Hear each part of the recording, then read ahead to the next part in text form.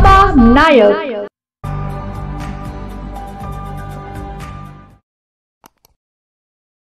शिरपूर तालुक्यातील अतिदुर्गम भागात अवैध अंमली पदार्थांच्या विरोधात पोलिसांनी मोठी कारवाई करत 50,50,000 रुपये किमतीचा सुका गांजा जप्त केला।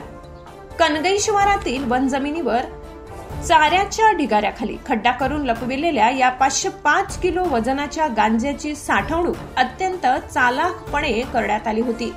या प्रकरणी शिरपूर पोलिसांनी एनडीपीएस कायद्यानुसार गुन्हा दाखल केला असून संशयित आरोपी अंधाराचा फायदा घेऊन पळून जाण्यात यशस्वी झालाय।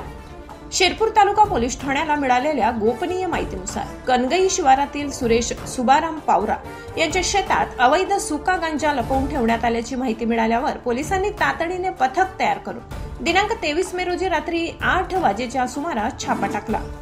या कारवाई दरम्यान शेतातील नाल्याच्या काठावर चाऱ्याच्या मोठ्या गंजी खाली खड्डा करून ठेवलेल्या 20 प्लास्टिकच्या गोण्यांमध्ये गांजा लपवून ठेवलेला आढळून आला।